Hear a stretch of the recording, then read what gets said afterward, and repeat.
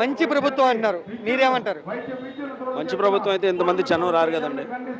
ప్రభుత్వం వ్యతిరేకత ఉండబట్టే ఇంతమంది జనం గుమ్ముగూడి జరిగింది.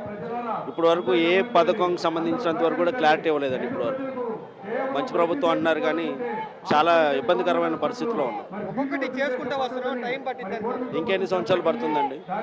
జగన్మోహన్ రెడ్డి గారు 2019 ఎలక్షన్స్ అయిన 6 నెలల తర్వాత నుంచే పథకం ఒక్కొక్కటి రిలీజ్ చేసుకుంటూ వచ్చారు కదా. ఆయన నవరాత్రాలు కదా, 9 పథకాలు చేశారు కదా. ఇది ఓన్లీ కేవలం 6 పథకాలేగా. 6 కూడా చేయలేకపోతున్నారుగా. సంవత్సరాలు వచ్చిన తల్లికి వందన ఇచ్చాం, పెన్షన్లు ఇచ్చామని అంటారు. ఎంతమందికి ఇచ్చారు? ఒకసారి శ్వేతపత్రం రిలీజ్ చేస్తే అయిపోతుంది కదండి.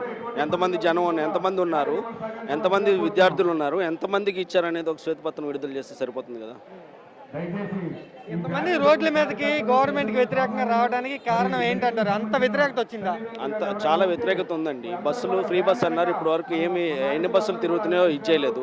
ఇప్పటికీ ఇంకా బస్సుల్లో జనాలు చాలా ఇబ్బందులు పడటం ఇంకా చూస్తూనే ఉన్నాం. రెగ్యులర్గా 100 బస్సులు తిరిగే చోట కేవలం 40 బస్సులు 20 బస్సులు మాత్రమే తిరుగుతూ ఉన్నాయి. అదేవిధంగా అమ్మఒడి అందరికన్నా అన్నారు, ఎవరికి చాలా వరకు కుటుంబాల్లో డబ్బులు చాలా సేవ్ చేసామంటున్నారు ఫ్రీ బస్ ద్వారా. ఫ్రీ బస్ ద్వారా ఏమి సేవ్ చేయలేదండి. ఇప్పటి వరకు ప్రస్తుతానికి ఏమీ ఇది అవ్వలేదు. నిలబడి బస్సులు రాక వేరే బస్సులో వెళ్ళిపోతున్నారు. ఆటోలు, ప్రైవేట్ ఆటోలోకి వెళ్ళిపోతున్నారు.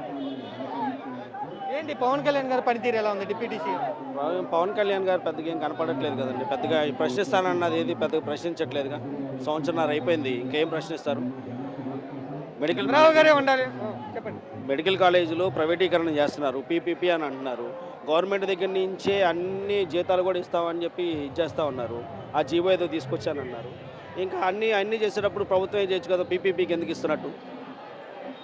మెడికల్ కాలేజీ కట్టాలంటే డబ్బులు లేవంటున్నారు. అమరావతి కోసం 70,000 కోట్లు 80,000 కోట్లు అప్పులు తీసుకున్నారు కదండి. 3,500 కోట్లు ఇవ్వ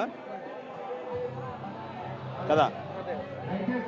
అంటే ఏమండి, ఇప్పుడు 29 గ్రామాల్లో 30 గ్రామాల్లో సంబంధించిన అమరావతి కోసం 3,500 కోట్లు తీసుకుంటున్నప్పుడు ఒక మెడికల్ కాలేజీలు 17 మెడికల్ కాలేజీలు రాష్ట్ర వ్యాప్తంగా చేస్తున్నటువంటి వాటిలో 3,500 కోట్లు ఖర్చు పెట్టడానికి ప్రభుత్వం దగ్గర డబ్బులు ఇవ్వ కదా.